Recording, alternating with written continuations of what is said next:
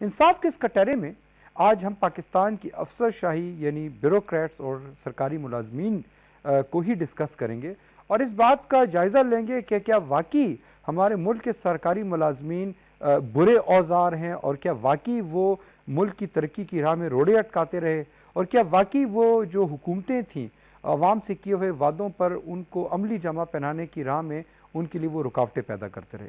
جی شاہ صاحب، ہم اس پروگرام کے پہلے حصے میں بات کر رہے تھے کہ پاکستان میں 6 ایئرز میں جتنی بھی سکسیسو گورنمنٹس آئی ہیں وہ ہمیشہ جب ان سے کارکردگی کے بارے میں کچھ پوچھا جاتا تھا تو وہ سارا ملبہ بیوروکریٹس یا افسر شاہی کے اوپر ڈال دیتے ہیں اور وہ کہتے ہیں کہ ہمارے تو عزائم بڑے بلند ہوتے ہیں لیکن بیوروکریٹس ہمیں کام کرنے نہیں دیتے.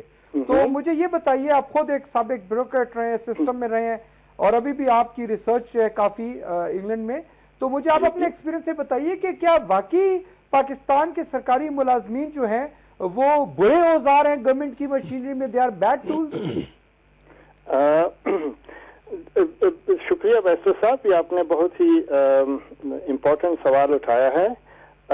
میں اس سے پہلے کہ میں آج کی جو سول سروس ہے یا سول سرونٹس ہیں ان کے متعلق بات کروں، مجھے یاد آ رہا ہے ایک پرانے برٹش پرائم منسٹر تھے لائڈ جارج.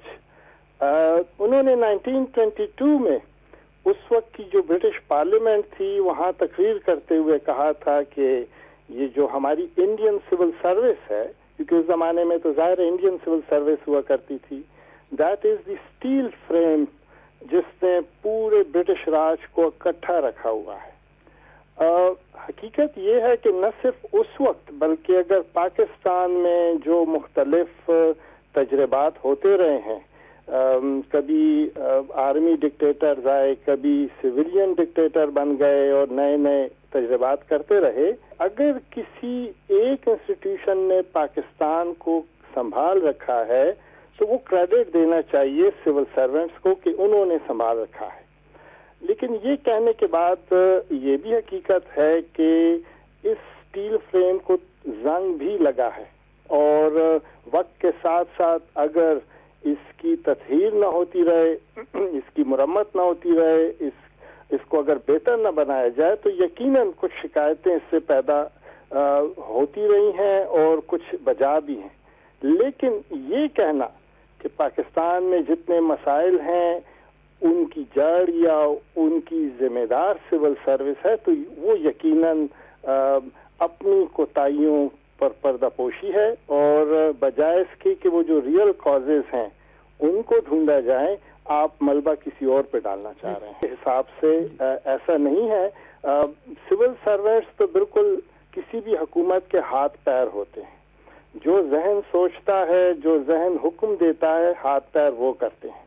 تو اب اگر ذہن ٹھیک کام نہیں کر رہا اور غلط احکامات دیتا ہے تو پھر ہاتھ پیر سے یہ شکایت کہ وہ غلط کام کر رہے ہیں، میرے خیال میں یہ کسی طرح بھی ہوشمندی کا کام نہیں ہے. جی لیکن حیدر صاحب، آپ ہی کی بات کو آگے بڑھاتے ہوئے اسی ہاتھ کو اگر فالج ہو گیا ہو تو ذہن جتنے اچھے احکامات دے وہ ہاتھ آگے موو بھی نہیں کرے گا. آپ کی بات سن کے تو مجھے یہ لگتا ہے کہ بیوروکریٹس بالکل پرعزم ہے، صحیح طریقے سے کام کرتے ہوئے گورنمنٹ جو ہے وہ ڈیلیور نہیں کرنا چاہتی، جو گورنمنٹ آف دا ڈے ہوتی ہے. تو کیا میں یہ سمجھوں کہ اس میں کوئی خرابی نہیں ہمارے سسٹم میں اور جس دن سنسیئر گورنمنٹ آ جائے گی یہی بیوروکریسی ڈیلیور کرنا شروع کر دے گی؟ نہیں، میں شروع میں اس لیے اس کو کوالیفائی کیا کہ میں یہ نہیں کہہ رہا کہ اس میں کوئی مسائل نہیں ہیں یا پرابلمز نہیں ہیں. جیسے میں نے خود لفظ زنگ کا استعمال کیا کہ اسٹیل فریم تو ہے، اس نے اکٹھا رکھا ہوا ہے حکومت کو بھی، سماج کو بھی اور اسٹیٹ کو بھی. لیکن چونکہ ہر حکومت آ کے اس سے وہ کام لینا چاہتی ہے جس کے لیے یہ بنا نہیں تھا، تو اس کی وجہ سے اس میں مسائل پیدا ہو گئے. اور اگر آپ دیکھیں تو ہمارے پاس بہت سی رپورٹیں بھی ہیں خود حکومت کی، جیسے آپ 2008 کی دیکھیں، نیشنل کمیشن آن گورنمنٹ ریفارمز. انہوں نے بڑی ڈیٹیل کے ساتھ کہ کیا پرابلمز ہیں سول سروس کے اور ان کو کیسے ٹھیک کیا جائے. انٹرنیشنل کرائسس گروپ کی رپورٹ ہے 2010 کی. تو وہ سارے مسائل ہمیں بھی پتہ ہیں اور حکومت کو بھی پتہ ہے. لیکن اگر ہاتھ میں تکلیف ہے اور آپ اس کا علاج نہیں کرتے اور وہ بڑھتے بڑھتے فالج بن جائے تو وہ بھی قصور تو اسی ذہن کا ہے کیونکہ ذہن میں ہاتھ کا علاج کرنا ہے. جی شاہ صاحب کچھ چیدہ پرابلمس کا آپ مینشن کرنا چاہیں گے؟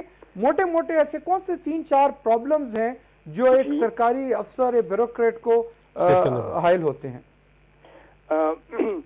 دیکھیں جب ہم کسی آرگنائزیشن کا ذکر کرتے ہیں چاہے وہ پرائیویٹ سیکٹر کی ہو پبلک سیکٹر کی ہو دنیا میں کہیں بھی ہو تو ہم بنیادی طور پہ 3 چیزوں کا سوچ رہے ہوتے ہیں. ایک تو ہیومنز کہ وہاں کچھ لوگ ہوتے ہیں جو کام کر رہے ہوتے ہیں, دوسرے کچھ فزیکل ریسورسز, اور تیسرا وہ سسٹمز جن کے ذریعے ہیومنز ان ریسورسز کو استعمال میں لاتے ہیں. تو اگر ہم ان 3 حوالوں سے دیکھیں مسائل کو تو شاید ہمیں سمجھنے میں آسانی ہو. ایک تو ہیومنز کہ وہ ریکروٹ کس طریقے سے ہوتے ہیں. یہاں چونکہ ہم سول سرونٹس کی بات کر رہے ہیں تو حکومت سول سرونٹس کو ریکروٹ کس طرح کرتی ہے. اب اگر جیسے خود پرائم منسٹر صاحب جو کہ ہمارے ملک کے انتظامی سربراہ ہیں, انہوں نے کچھ دن پہلے اپنی تقریر میں فرمایا کہ اگر واٹر بورڈ کے ملازمین پولیس کا کام کر رہے ہیں تو آپ خود بتائیں کہ پھر کیسے ہم یہ ایکسپیکٹ کر سکتے ہیں کہ سول سروس اپنا کام ٹھیک کرے گی. تو ایک تو ریکروٹمنٹ کہ آپ جس کام کے لیے جو اسپیشلسٹ ہے اس کو ٹھیک ریکروٹ کر رہے ہیں کہ نہیں کر رہے. تو اکثر ہمارے اسپیشلی جو لوور لیول ہے جو آپریشنل لیول ہے وہ امپلائیز جنہوں نے وہ کام کرنا ہے اور سروسز پرووائڈ کرنی ہے وہ اکثر غلط طریقوں سے ریکروٹ ہوتے ہیں اور ان کی وجہ سے وہ ساری سول سروس کا ڈھانچہ وہ اپنا کام نہیں کر پاتا. پھر دوسرا ان کی ٹریننگ کہ ان کی کوئی ٹریننگ کا کیپیسٹی بلڈنگ کا کوئی بندوبست نہیں ہے. اگر ہمارے ہاں کبھی لفظ کیپیسٹی بلڈنگ کا یوز بھی ہوتا ہے تو اکثر اس سے مراد جو ہمارے سینئر افسران ہیں ان کی بڑے بڑے جو انسٹیٹیوشنز ہیں وہاں پہ شاہانہ ٹریننگ یا باہر بھیج دیا جانا یہ ہے کیپیسٹی بلڈنگ. جو اصل کیپیسٹی بلڈنگ ہے وہ ان لوگوں کی ہونی چاہیے جنہوں نے نیچے آپریشنل لیول پہ لوگوں کو سروسز پرووائڈ کرنی ہے. ان کی کوئی کیپیسٹی بلڈنگ نہیں ہوتی. تو اوپر جو آپ کے سینئر افسرز ہیں نیچے ان کے پاس ڈلیوری کے لیے ایسا سٹاف ہو جو کہ غلط طریقے سے ریکروٹ ہوا ہو جو کہ ٹرینڈ نہ ہو جن کی کوئی کیپیسٹی نہ ہو تو پھر وہ کیسے وہ سروسز پرووائڈ کریں گے. تو یہ تو ہے ہیومن سائٹ پہ. پھر فزیکل سائٹ پہ آپ کے ہاں اب جیسے پولیس کو لے لیں تو کہیں کیمرے نہیں ہوں گے کہیں ان کے پاس گاڑیاں نہیں ہوں گی. تو آپ وہ جیسے شاعر نے کہا تھا کہ امیر شہر نے کاغذ کی کشتیاں دیکھ کر سمندروں کے سفر پر روانہ کیا مجھے.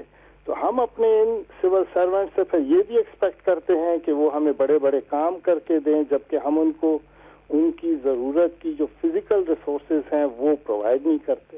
اور پھر تیسرا عنصر جو کہ آپ ان کے ایکسپرٹس ہیں جو لاز ہیں ریگولیشنز ہیں اگر ہم اپنے لاز کو اپڈیٹ نہیں کرتے اگر ہمارے لاز جو ہیں ان ایفیشنسی کو پروٹیکٹ کر رہے ہوں ریوارڈ کر رہے ہوں ان ایفیشینٹ لوگوں کو تو پھر ایک دفعہ پھر وہ سول سرونٹ جو ہے ہینڈی کیپ ہو جاتا ہے کہ وہ کیسے اپنے آرگنائزیشنل آبجیکٹیوز اچیو کریں. جی حیدر شاہ صاحب یہ بڑا ریلیونٹ جو تیسرا آپ کا پوائنٹ ہے بہت ریلیونٹ ہے. اس پوائنٹ کو بلکہ میں اس پوائنٹ پہ حافظ ایس رحمان صاحب کو بھی لوپ میں لینا چاہتا ہوں. حافظ صاحب ڈاکٹر حیدر کہہ رہے ہیں کہ ایسے قوانین موجود ہیں ہمارے ملک میں کہ جو ان ایفیشنسی کو فروغ دیتے ہیں انسٹیٹیوشنل ان ایفیشنسی کو. تو یہ ایسے کون سے قوانین آپ کی نظر میں ہیں جو ایسا کرتے ہیں اور ان کو ان کا بیسیکلی امینڈمنٹ کرنے کے لیے کون سے ایسے حصے ہیں کہ جہاں پہ ریفارمز کی ضرورت ہے؟ دیکھیے ہمارے ہاں بہت سارے جو رولز ہیں ریگولیشنز ہیں وہ بہت ہی آبسولیٹ ہیں. ایسٹا کوڈ میں آپ چلے جائیں ایسٹا کوڈ میں آپ کو 50 اور 51 52 کے رولز ریگولیشن جو ہیں وہ ابھی تک چل رہے ہیں. حیدر صاحب یہ بتائیے کہ پاکستان کی موجودہ صورتحال آپ کے سامنے ہے پاکستان کے قوانین بھی آپ کے سامنے ہیں. ایک بیوروکریٹ جو ہے سرکاری ملازم اپنے آپ کو کس حد تک محفوظ سمجھتا ہے ایک فیصلہ کرتے وقت ایک ایڈمنسٹریٹو ڈیسیجن کرتے وقت؟ ہاں یہ آپ نے بہت ہی امپورٹنٹ سوال کہ کیونکہ آپ جب ایک ایڈمنسٹریٹو رول میں ہوتے ہیں تو آپ کو ڈیسیجن میکنگ کرنی ہوتی ہے اور ایٹ ٹائمز آپ کے ڈیسیجنز امپورٹنٹ ہوتے ہیں اور آپ کو کرنے پڑتے ہیں. مجھے جو وری ہے اس وقت میں دونوں حوالوں سے، ایک تو جو ہمارا میڈیا کا رول ہے، اوپر سے جو ذرا جوڈیشری کا تھوڑا میرے حساب سے تھوڑا سا ذرا اوور ایکٹیو رول ہے، اس میں میرے خیال میں جو آج کا سول سروینٹ ہے وہ اور بھی زیادہ محتاط طریقے سے فیصلے کر رہا ہے، اور ایٹ ٹائمز وہ جو بہت زیادہ احتیاط ہے وہ ایک قسم کی ڈرپوکی بن جاتی ہے، وہ فیصلے کرتے ہوئے ڈرتا ہے کہ کہیں ایسا نہ ہو کل کو یہ میں نے اتنا بڑا فیصلہ کر دیا ہے اور یہ میرے لیے پھانسی کا پھندا بن جائے. تو ہر لحاظ سے اس پہ پریشر، اور یہ ہم جو انٹرنیشنل ریسرچ ہے ڈفرینٹ پبلک سیکٹر میں ملکوں میں، تو اس کو ہم وہاں پہ ایک ٹرم یوز ہوتی ہے کراس پریشرز آف اکاؤنٹیبلٹی، یعنی جو ادھر ادھر سے 4-5 different pressures public sector managers پہ آ رہے ہوتے ہیں، اور وہ اکاؤنٹیبل ہوتا ہے ہر ایک کو. تو ایک طرف وہ اکاؤنٹیبل ہے کورٹس کو کہ وہ کہیں کہ آپ نے اکارڈنگ ٹو لاز کیا ہے، دوسری طرف وہ اکاؤنٹیبل ہے اپنے سینئرز کو کہ وہ چاہ رہے ہیں کہ یہ کام ہو جائے جلدی سے، تیسری طرف وہ اکاؤنٹیبل ہے میڈیا ایک بڑا امپورٹنٹ ایسپیکٹ ہے اس میں.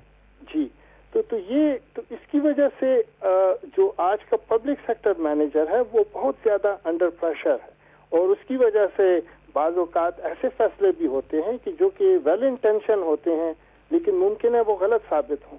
تو میرے خیال میں ہمارے کورٹس کو بھی اور ہمیں بھی اس بات کو بھی ذرا تھوڑا سمجھنا چاہیے کہ سارے غلط فیصلے وہ کرپشن کے باعث نہیں ہوتے. ایرر آف ججمنٹ بھی ایک چیز ہوتی ہے، غلط ہو سکتے ہیں. ایرر آف ججمنٹ بھی ایک چیز ہوتی ہے. جی، error of judgment, good faith you take a decision. مطلب یہ میں چاہ رہا ہوں کہ ہم اس کو بھی تھوڑا ویلیو دیں کہ at times well-intentioned judgments can also be just because of error of judgment.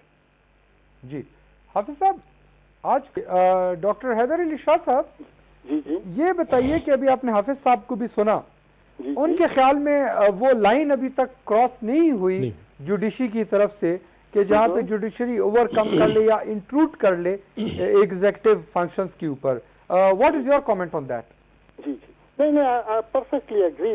میں اسد صاحب کی اس بات سے بالکل کہ یہ جو suo motu exercise of power supreme court کرتی رہی ہے پچھلے کچھ سالوں میں، تو اس کی وجہ سے پورے پاکستان میں بہتری آئی ہے، مختلف اداروں میں بھی، اور وہ کچھ جو سوئے ہوئے تھے وہ جاگ پڑے ہیں. میں صرف اس خدشے کا اظہار کر رہا ہوں کہ ایٹ ٹائمز اس بہت زیادہ جو جوڈیشل ایکٹیویزم ہے اس کی وجہ سے جو ڈیسیژن میکرز ہیں وہ اس بات سے ڈرتے ہیں کہ آج میں یہ ایک ڈیسیژن لے رہا ہوں، 6 مہینے کے بعد پتہ چلے گا کہ کوئی فلاں رول جو ہے وہ پوری طرح شاید کمپلائی نہیں ہوا، یا کوئی چٹھی ڈال دے گا تو کل کو میں پھر بھگتوں گا. تو اس سے بہتر یہ ہے کہ میں یہ ڈیسیژن نہ لوں، اگلے کسی اور کی طرف.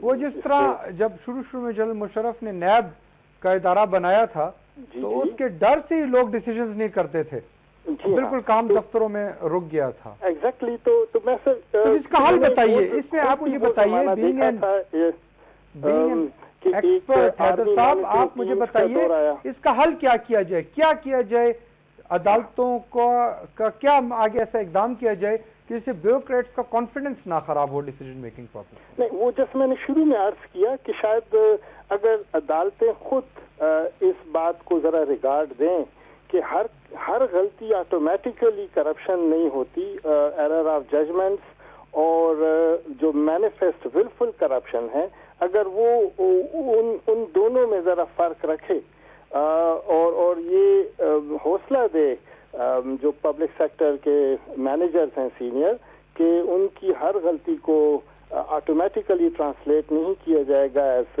Corruption case. تو ایک تو یہ ظاہر ہے کورٹس کا اپنا اگر رویہ ہو تو وہ یہ کانفیڈنس دے گی ہمارے پبلک سیکٹر مینیجرز. دوسری بات کہ صرف اکاؤنٹیبلٹی ایک آسپیکٹ ہے امپروومنٹ آف پرفارمنس کا، لیکن جب اکاؤنٹیبلٹی ایک حد سے زیادہ بڑھ جائے تو وہ ایک ڈی موٹیویٹنگ فورس بھی بن جاتی ہے. ریلیگیشن ساتھ ساتھ جو ایکچوئل ویکنیسز ہیں ان کو بھی ٹھیک کرنے کی ضرورت ہے. جیسے میں نے شروع میں عرض کیا، کیپیسٹی بلڈنگ کی ضرورت ہے، فزیکل ریسورسز کی پروویژن کی ضرورت ہے. تو یہ دونوں کام پیرالل میں ہونے چاہیے کہ ایک طرف آپ بے شک اکاؤنٹیبلٹی کو بڑھائیں لیکن ساتھ ہی جو ان کی آرگنائزیشنل نیڈس ہیں in terms of better human resource development, physical resources availability اور جو کچھ لاز میں اپڈیشن کی ضرورت ہے تو وہ تینوں انیشیٹوز بھی اس کے پیرالل میں ہو اور پھر ان کو مزید اکاؤنٹیبل کیے جائے کہ اب تو ہم نے آپ کو سب اور کچھ وہ دے بالکل رکھا ہے، آپ ہی کی اب بات آپ کو میں کام آگے پورے فردر کریں. ریٹریٹ کروں گا کہ کیپیسٹی بلڈنگ نیچے گراس روٹ لیول پہ جہاں پہ عام لوگوں کی انٹریکشن ہوتی ہے. بالکل. Thank you very much Hafiz Sahib. Thank you very much doctor Haider Ali Shah Sahib, آپ نے UK سے ہمیں جوائن کیا. ناظرین یہ تھا آج کا انصاف کا کٹہرا. اگلے ہفتے انشاءاللہ دوبارہ ملاقات ہوگی، تب تک کے لیے اجازت دیجیے. خدا حافظ.